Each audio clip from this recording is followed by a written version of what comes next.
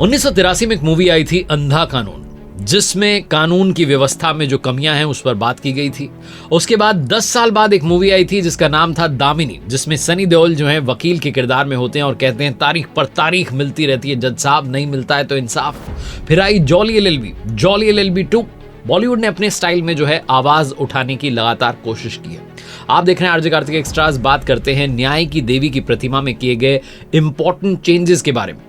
अब हमारे देश में आप अंधा कानून है ऐसा नहीं कह सकते, क्योंकि जो न्याय की देवी है उनकी आंखों पर जो पट्टी बंधी हुई थी उसे हटा दिया गया है। ये जो नया चेंज है, ये न्याय के नए स्वरूप और उसके प्रति जो हमारी सोच है उसमें एक इंपॉर्टेंट चेंज का सिंबल है। क्या क्या मुख्य बदलाव आए हैं उनके बारे में बात करते हैं। सबसे पहला, आंखों से पट्टी हट गई है। जैसा कि हम सबको मालूम है, पहले की जो प्रतिमा थी उसमें न्याय की देवी की आंखों पर एक काली पट्टी बंधी हुई थी।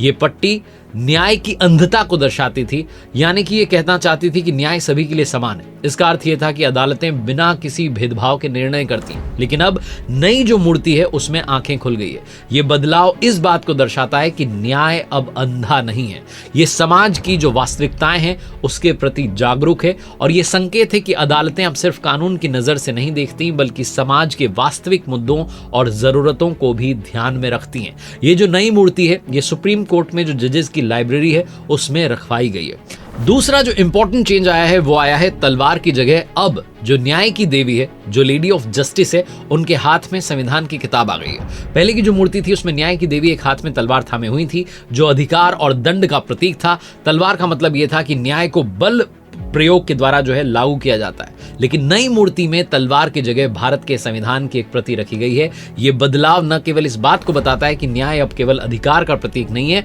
बल्कि ये संविधान के प्रति हमारी कमिटमेंट को भी प्रदर्शित करता है। संविधान को ध्यान में रखकर ही जो है न्याय अपना काम करेगा, इस बात का सिंबल है न्याय की मूर्ति में संविधान की किताब का आ जाना। जो उसके हाथ है उसमें अब तलवार की जगह संविधान की जो प्रति है, जो किताब है, वो रखी गई है। कुछ और इंपॉर्टेंट बातें हैं जो आपको न्याय की देवी की जो नई मूर्ति है उसके बारे में जाननी चाहिए। पहली, ये पूरी तरीके से सफेद रंग की है, जो कि शुद्धता और निष्पक्षता का सिंबल है। दूसरी, न्याय की देवी को भारतीय पारंपरिक वस्त्र यानी कि साड़ी में दर्शाया गया है। इसके साथ ही वो सुंदर मुकुट पहने हुए हैं और माथे पर बिंदी के साथ में जो ट्रेडिशनल जो ज्वेलरी है, पारंपरिक आभूषण है, वो भी पहने हुए हैं। तीसरा फैक्टर यह है कि एक हाथ में तराजू है जो न्याय और संतुलन का प्रतीक है, और दूसरे हाथ में संविधान की प्रति है जो ये बताती है कि न्याय संविधान के अनुसार ही दिया जाएगा।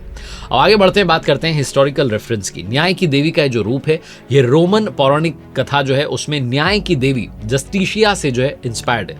जस्टिशिया की जो प्रतिमा है उसको अलग अलग देशों की अदालतों में और कानूनी संस्थानों में देखा जा सकता है।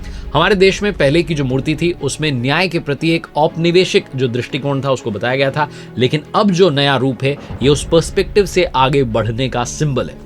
ये जो बदलाव आए हैं इसकी इंपॉर्टेंस क्या है? ये जो नई प्रतिमा है इसको जजेस की जो लाइब्रेरी है सुप्रीम कोर्ट में उसमें स्थापित किया गया है, और इसका उद्देश्य जो पर्पस है सिर्फ एक मूर्ति का परिवर्तन नहीं है, बल्कि न्याय के प्रति एक नई सोच को बढ़ावा देना है। ये जो परिवर्तन है, ये जो औपनिवेशिक विरासत थी, जो अंग्रेज आए थे, जो उस तरीके की विरासत थी, उससे मुक्ति पाने का भी एक प्रयास है।